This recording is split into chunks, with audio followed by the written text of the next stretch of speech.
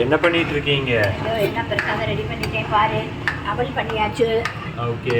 அப்புறம் இப்போ இது பண்ணிட்டு இருக்கேன், இனிப்பு கொழுக்கட்டை. அதாவது இது என்னன்னாக்கா பிள்ளையார் பட்டியில் பண்ணுற மாதிரி பண்ணுறேன். ஆமாம், நாம் வந்து பூரம் நல்லா வச்சு பண்ணுவோம்.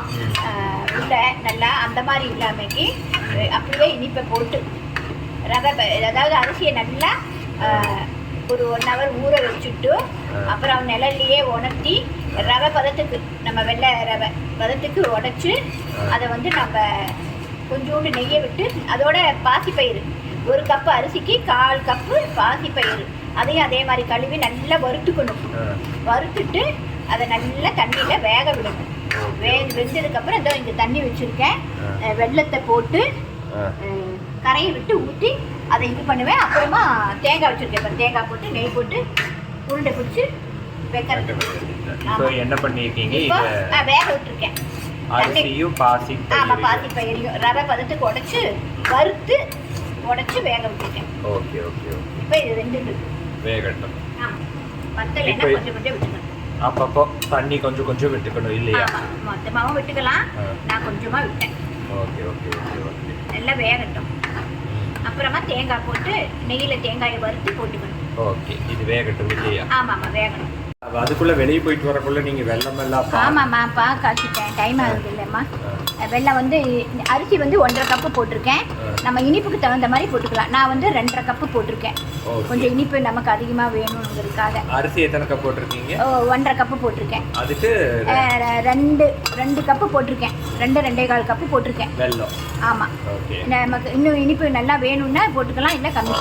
1க்கு 1.5 போடணும். 1 கப்பு அரிசினா 1.5 கப்பு வெல்லம். அப்போ தான் கொஞ்சம் இனிப்பாக இருக்கும். ஏன்னா நம்ம தேங்காயெல்லாம் போடணும்ல, அப்போ இனிப்பு பிடிக்கணும். அப்புறம் கொஞ்சமாக பச்சை கற்பூரம் போட்டிருக்கேன். அப்புறம் ஏலக்காய் தட்டி போட்டிருக்கேன். இப்போ இதை தூக்கி இதில் போட்டு நல்லா கிளறிட்டு நாம் உருண்டை பிடிக்க வேண்டியது தான். தேங்காய் இதை போடுவேன். இப்போ வெள்ளைப்பாக காய்ச்சியாச்சு. தூக்கி இதில் கொட்டி கிளறணும். ஓகே, இப்போ தேங்காய் போட்டுருணும். ஆமாம்மா, 1 கப்பு தேங்காய். 1 கப்பு தேங்காய். ஆமாம்.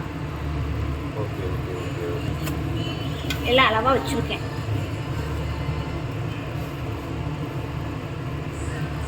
ஓகே, எல்லாமே ஏற்கனவே மெஷர் பண்ணி வச்சதுனால எனக்கு தெரியும். ஆமாம், இனி அதை எடுத்து போட்டு ஆமாம் இல்லை சும்மா அப்படியே போட்டுட்டு இது இந்த பாகில் ஒரு குட்டி கரண்டியில் அதை காட்டு. இந்த பாகுக்கு காய்ச்சும் போது நெய் விட்டுருக்கீங்க? ஆமா, பாகு காய்ச்சணும்னு அவசியம் இல்லை, தண்ணியில கரையணும். ஓகே ஓகே, அவ்வளவுதான்.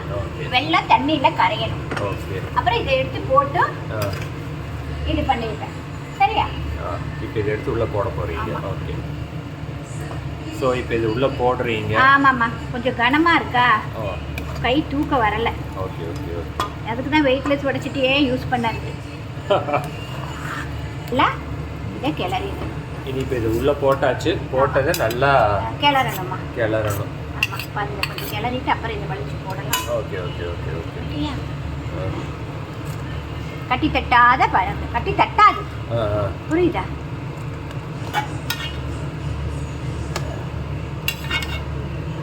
இது அப்படியே நல்லா கிளறுன்னு கெட்டி ஆயிருமா.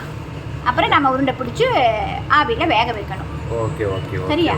இது பிள்ளையார்பட்டியில விநாயகருக்கு இந்த உருண்டையா தான் அவங்க வைப்பாங்க, லட்டு மாதிரி. Okay okay okay.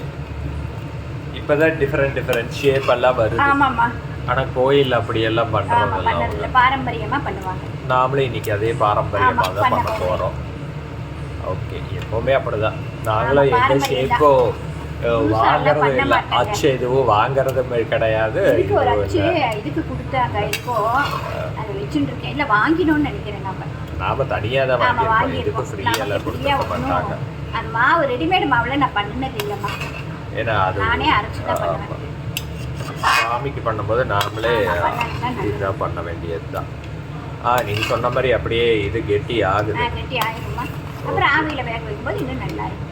ஓகே, எல்லாம் நல்லா கலந்துட்டீங்களா? உருண்டை பிடிச்சிட்டீங்க? ஆமாம்மா, உருண்டை பிடிச்சி வைக்கிறேன்.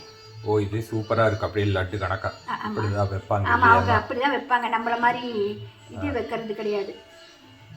இதாக வைக்கிறது கிடையாது. ஆமாம், கொஞ்சம் லேசாக நெய் தொட்டு நம்ம உருண்டை பிடிச்சி வச்சிடணும். ஓ okay okay okay okay okay. அப்படியே அழகாக வருது இல்லையா பதத்துக்கு?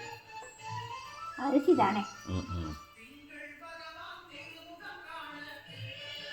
என்னம்மா எல்லாம் இது ஆயாச்சா? உருண்டை பிடிச்சி உள்ள வச்சது? ஓ ஆமாம்மா, அது பாரு எல்லாம் ஆயிட்டு பாரு. வாவ், சூப்பராக ஆயிடுச்சு. சூப்பராக இருக்கு பாரு.